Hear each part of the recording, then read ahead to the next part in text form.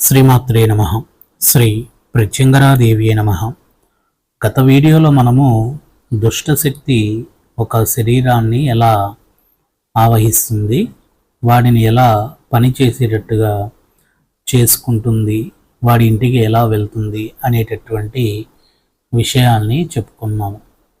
ఇప్పుడు ఈ వీడియోలో వాడి ఇంటికి వెళ్ళిన తర్వాత వాడితో ఎటువంటి పనులు ఆ దుష్టశక్తి చేపిస్తుంది అనేటటువంటి విషయాలని ఈ వీడియోలో తెలుసుకుందాము. ఆ దుష్టశక్తి ఆ ఇంటికి వెళ్ళింది అన్నప్పుడు వాడు ఆ ఇంట్లో ఉదయం పూట మొత్తము ఎవరికి తెలియనటువంటి అమాయకుడైనటువంటి పాత్రను పోషిస్తూ ఉంటాడు.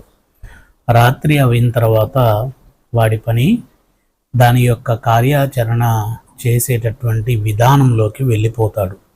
రాత్రి సమయంలో ఊర్లో సంచరించడం కానీ, లేదు రాత్రి సమయంలో కూర్చొని ఆలోచించేటటువంటి ప్రయత్నంలోకి వెళ్ళడం కానీ, లేదు రాత్రి సమయంలో దానికి సంబంధించినటువంటి కొన్ని అక్షరాలు అది చదివేటటువంటి ప్రయత్నం చేస్తూ ఉంటుంది. శుభయోగమైనటువంటి మంత్రాన్ని ఎడమ వైపు చదివితే అవి నెగటివ్ ఎనర్జీని విడుదల చేస్తూ ఉంటాయి. ఏదైనా ఒక మంత్రాన్ని తీసుకొని దాన్ని రివర్స్గా చదివేటటువంటి ప్రయత్నాన్ని కొనసాగించేటట్టుగా చేయటము, ఆ ఇంట్లో ఉన్నటువంటి దేవతా శక్తిని మొత్తము తగ్గించేటట్టుగా చేసి వీడిని విపరీతమైనటువంటి ఒక పావుగా వాడుకునేటటువంటి ప్రయత్నము చేస్తూ ఉంటుంది ఆ దుష్టశక్తి. ఆ దుష్టశక్తి రాత్రి సమయంలో సంచరించడం ప్రారంభిస్తూ ఉంటుంది. వాడు ఓపిక ఉంటేనేమో వాడు దుష్టశక్తికి సహకరించేటటువంటి యోగంలో ఉన్నాడు అని అంటే శరీరంలో ఉంటుంది.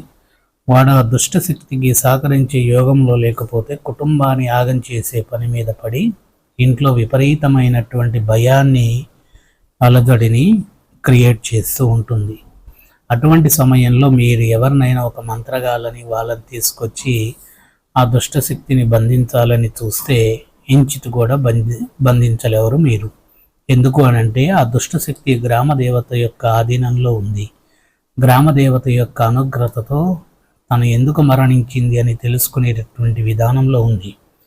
అది తెలుసుకోకుండా మీరు దాన్ని బంధించడం కానీ, దాని పొలిమేర అవతలకు తీసుకువెళ్ళడం కానీ, లేదు ఏదైనా సముద్ర జలాల్లో, కృష్ణా జలాల్లో, గోదావరి జలాల్లో, ఇతర నదీ జలాల్లో దాన్ని వదిలి పెట్టాలి అని అనుకుంటే అది తీవ్రమైనటువంటి విధ్వంసాన్ని చూపిస్తూ ఉంటుంది.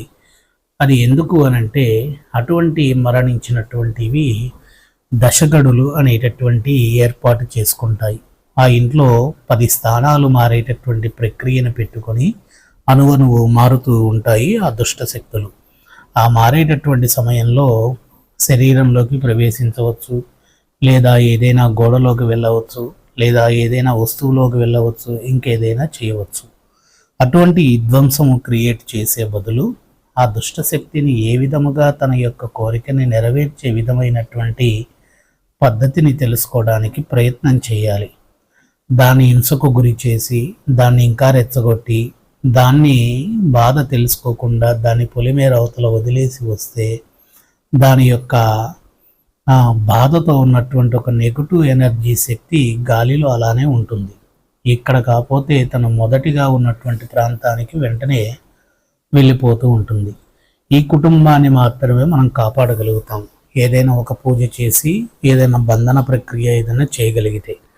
అటువంటప్పుడు దాన్ని పూర్తిగా ఆ ఊరు నుంచి చెయ్యాలి అన్నప్పుడు మనం ఏం చెయ్యాలి అని అంటే ఆ దుష్టశక్తి ఏ విధమైనటువంటి విధానానికి గురి అయింది, దాని యొక్క బాధ ఏంటి, ఆ బాధను కనుక్కొని ఆ బాధను తీర్చేటటువంటి మార్గం చేస్తే అదే దుష్టశక్తి అపురూపమైనటువంటి అనుగ్రతని కరుణించేటటువంటి శక్తిగా మారుతుంది.